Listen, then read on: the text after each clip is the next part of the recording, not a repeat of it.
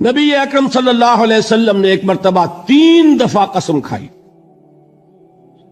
واللہ لا یؤمنو، واللہ لا یؤمنو، واللہ لا یؤمنو، خدا کی قسم وہ شخص مومن نہیں، خدا کی قسم وہ شخص مومن نہیں، خدا کی قسم وہ شخص مومن نہیں۔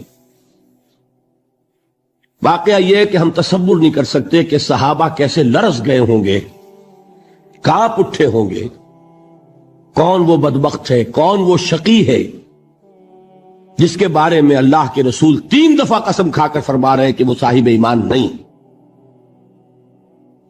قیل من یا رسول اللہ، کسی نے ڈرتے ڈرتے پوچھا ہوگا اے اللہ کے رسول کس کے بارے میں ارشاد فرما رہے ہیں؟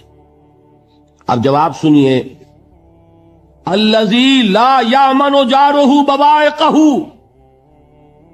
وہ شخص کے جس کی ایذا رسانی کی وجہ سے، جس کی بدخلقی کی وجہ سے اس کا پڑوسی امن میں نہیں ہے۔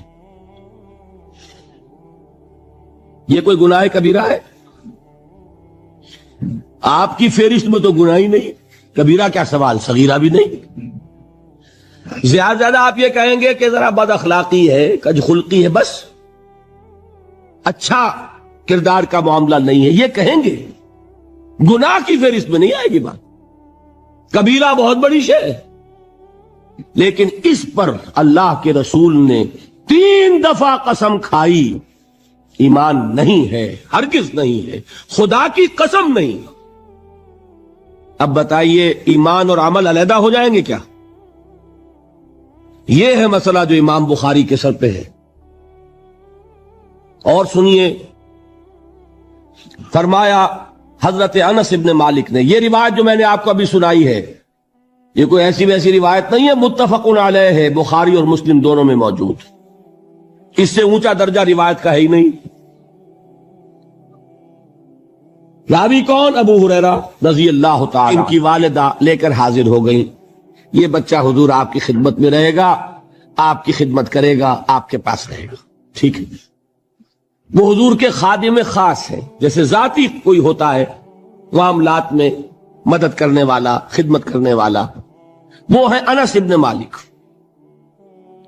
کیونکہ ان کا تعارف ہو گیا ہے رضی اللہ تعالیٰ عنہ، تو ایک بات پہلے اور سنا دوں، جو بچہ اپنے اس بچپن سے لے کر 9 برس کی عمر تھی جب آئے حضور کے پاس، انتقال کے وقت عمر کتنی ہوگی؟ 19 برس، 10 برس حضور کی خدمت میں رہے۔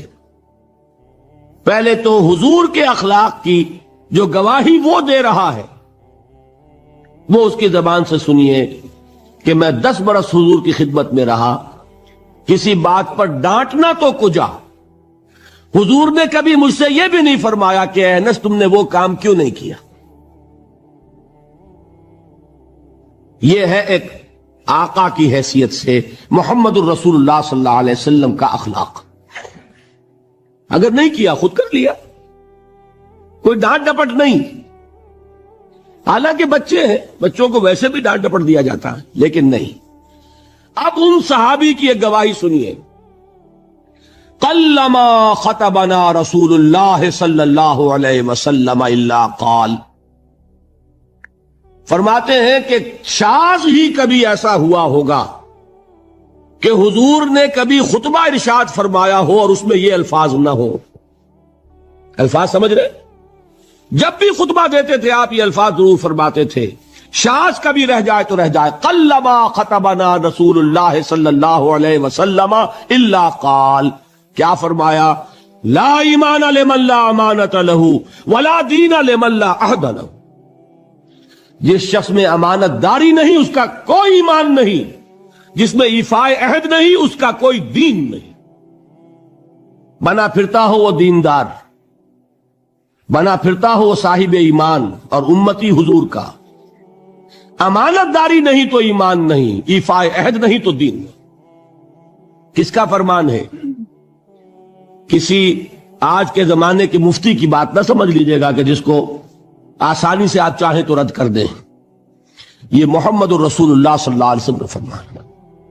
اور سنیے پھر ایک متفق علیہ روایت، بخاری اور مسلم کی، راوی پھر کون ہے؟ ابو ہریرہ رضی اللہ تعالیٰ عنہ۔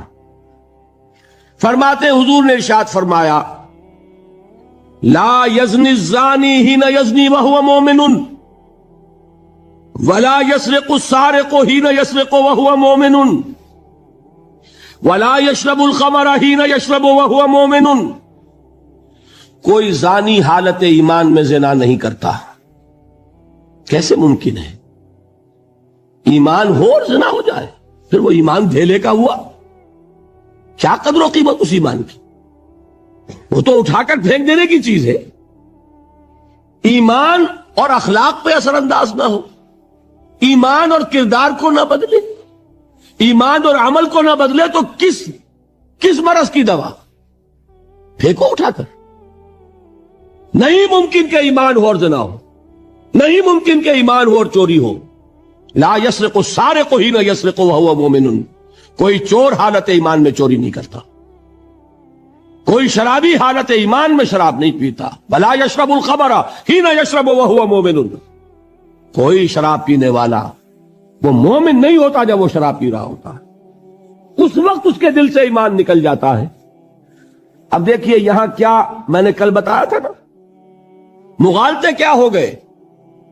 مغالطے یہ ہو گئے کہ اس کو سمجھ لیا قانونی بات. یہ قانونی بات نہیں ہے، وہ قانونی ایمان کی بات نہیں ہو رہی، یہ حقیقی ایمان کی بات ہو رہی. قانونی ایمان کی بات ہو تو یہ کافر ہو گیا. پھر کافر نہیں ہے. قانونی ایمان کا دار و مدار قول پر ہے. یہ وہ حقیقی ایمان ہے، قلبی یقین والا ایمان. اس کے بارے میں فرمایا جا رہا ہے وہ دل سے نکل جاتا ہے تو گناہ ہو سکتا ہے. ایک اور حدیث میں حضور نے اس کو اور واضح کر دیا. جب کوئی شخص